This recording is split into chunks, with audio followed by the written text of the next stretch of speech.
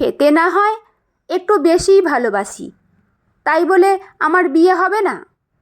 এ কেমন কথা মা? ওই সোহম ছেলেটা একটা, যাই হোক, ওসব কথা তোমার সামনে বলা যাবে না। ওকে আমি বিয়ে করব না, এই আমার শেষ কথা। বেটা কি না পিটার ক্যাটের সিগনেচার ডিশ চেলো কাবাব খেতে খেতে এতটা বাটার শরীরে গেলে কত ক্যালোরি হবে তার হিসেব কষতে বসে। তাকে আমি ছেলে বলেই মনে করি না। জানো, তখন সদ্য হার্ব রাইসে বাটারটা মেল্ট করছিল আর নরম কাবাবের সুগন্ধে পাগল মন নেচে উঠছিল। ঠিক তখনই বেটা ক্যালোরির হিসেব কষতে বসলো। একটু সময় জ্ঞান অবধি নেই। তুই মনে না করলেই তো সব মিটে যাবে বল। একের পর এক সম্বন্ধ ভারী চেহারার জন্য বাতিল হয়ে যাচ্ছে, আর তোর কিনা সেসব নিয়ে কোনো রকম হেলদোল নেই। জানিস, আগে 20 পেরোলে ছেলের বাবা মায়েরা বয়স্ক মেয়ে বলে বিয়েতে রাজি হতো না। রাজি হলেও পণের অঙ্ক অনেকটাই বেড়ে যেত। কবিগুরু হৈমন্তী পড়িসনি? বেচারা মেয়েটা। সে সময় মেয়ের বিয়ে দিতে বাবা মায়েদের হালত খারাপ হয়ে যেত। সেখানে তুই তো গতকাল 20+12 32 পেরিয়ে গেলি। আবার কেক কেটে লোক ডেকে আদিক্ষেতাও করা হলো। বয়সটা যে বছর 2 কমিয়ে বলবো, মানবে কেউ? আরে তাতে কি হয়েছে গিন্নি? সাহাবাবুর মেয়ের তো বছর 1.5 আগে 36 পেরোতে বিয়ে হলো। তারপর এই তো দেখলে, সেদিন অফিস কেটে সবাই মিলে সাধের নেমন্তন্ন সাঁটিয়ে এলুম। তুমি অকারণ চিন্তা করছো। আমি বলে কিনা সেই কোন কালে শপিং মলের বাচ্চাদের নামি ব্র্যান্ডের দোকানে গিয়ে একটা গোলাপি দোলনা পছন্দ করে রেখে এসেছি, সঙ্গে সুতোর কাজ করা গোলাপি মশারি, তাতে আবার রাজ্যের পুতুল টেডি সাজানো। হেসে বলেন অম্বরীশ বাবু।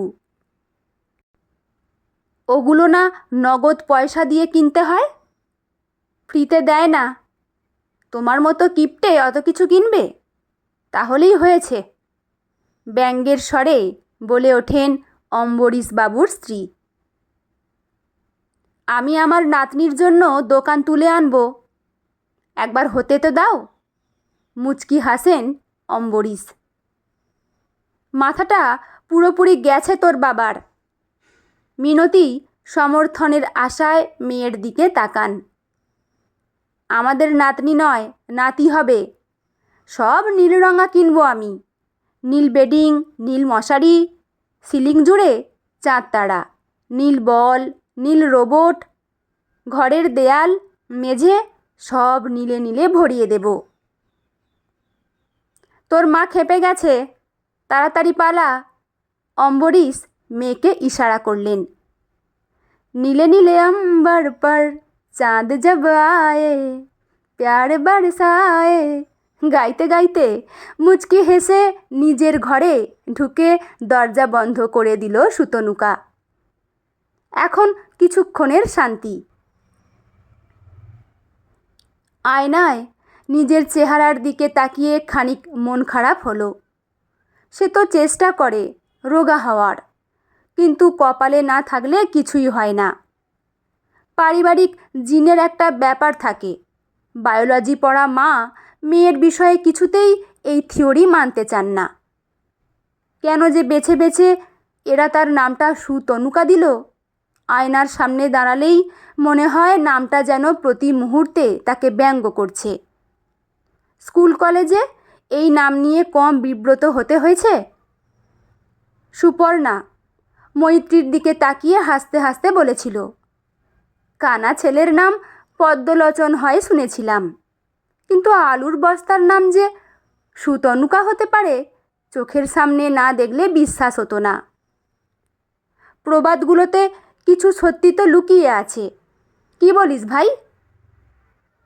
বডি শেমিং নিয়ে সেদিন সরব হলে আরও কিছু চোখা বাক্যবাণ ধেয়ে আসতো হয়তো। তাই কান্না চেপে বাকিদের হাসিতে যোগ দিয়েছিল সেও। শিখে নিয়েছিল অপমানিত হয়েও হাসি মুখে সবার মাঝে কিভাবে নিজেকে মিশিয়ে দিতে হয়। টিফিন পিরিয়ডে ছুটে গিয়েছিল ওয়াশরুমে। তার অপমানের কান্নার ইতিহাস জানে ওয়াশরুমের দেয়ালগুলো। ভাগ্যিস দেয়াল কথা বলতে পারে না। মায়ের মতে চাইলেই সে রোগা হতে পারে, কিন্তু বাপের মতোই মেয়ে গেঁতো। দুজনের কারুর এতটুকু শারীরিক কসরত করার ইচ্ছে নেই। সত্যিই কি ইচ্ছে করে না সুতনুকার? করে তো, কিন্তু সময় পায় কোথায়? কোম্পানির মুকুটে নতুন নতুন পালক পরানোর ইঁদুর দৌড়ে সামিল সে। মোটা প্যাকেজ, এক্সট্রা পার্কস দিয়ে কোম্পানি তাদের মতো এমপ্লয়িজদের মুখ বন্ধ করে রেখেছে। মাঝে মধ্যে তো মনে হয় একজন রোবট আর তার মধ্যে কোনো ফারাক নেই। শুধু সে খায় আর নিঃশ্বাস নেয়। রোবটের সে বালাই নেই। একদিন মনে হয় সব ছেড়ে কোথাও চলে যায়, অন্তত কিছু দিনের জন্য নিজের মতো বাঁচে। সে জানে মা বাবা আপত্তি করবে না।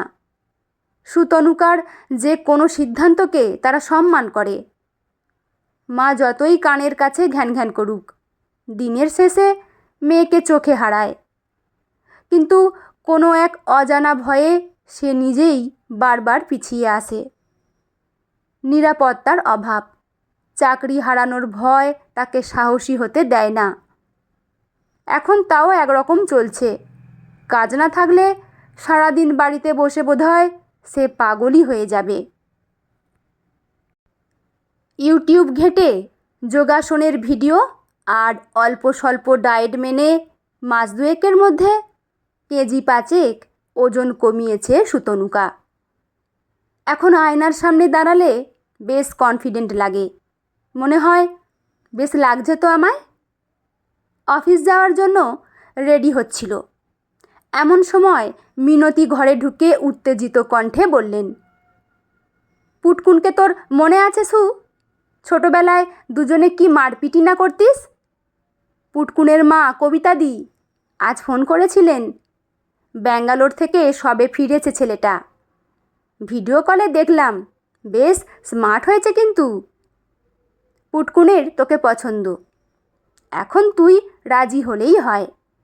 আমি অবশ্য ওদের রবিবার আসতে বলেছি।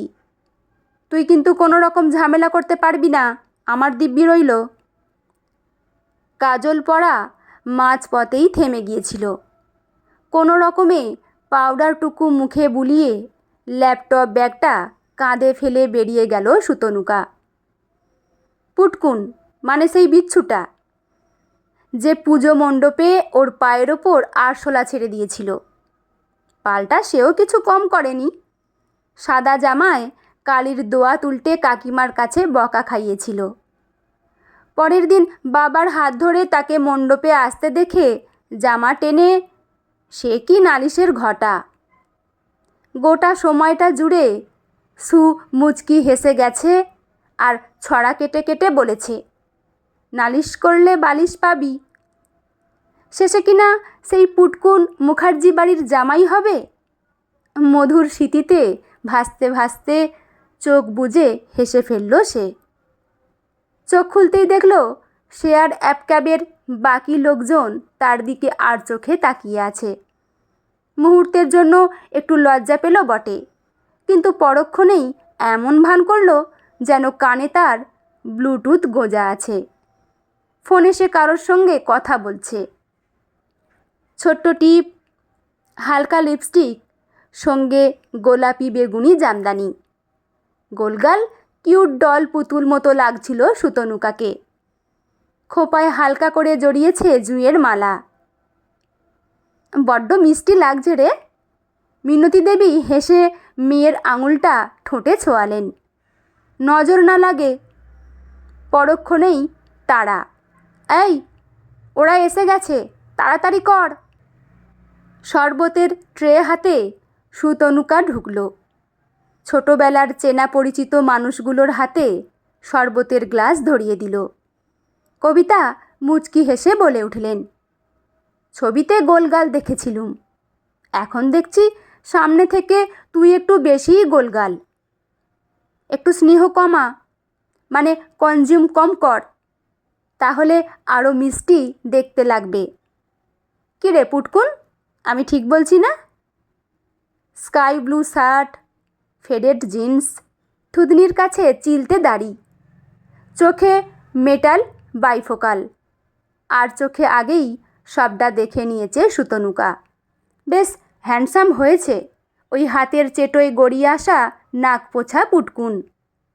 ছোটবেলায় বেটে ছিল বলে ওর নামই হয়ে গেছিল পুটকুন। মেয়ে হলে বোধহয় পুটকি হতো। এখন বেশ লম্বা চওড়া। কে বলবে ক্লাস 5 অবধি হাইট বাড়ছিল না বলে কবিতা মাসির রীতিমতো চিন্তায় পড়ে গিয়েছিল। কেন চিন্তা করছো মা? সুতনুকা নাম হলেই তার তনুকে সুগঠিত হতে হবে, কোন শাস্ত্রে লেখা আছে? মুচকি হেসে বলে ওঠে পুটকুন। ওই বিচ্ছিরি হাসিটা যেন মর্মমূলে বাঁধে সুতনুকার।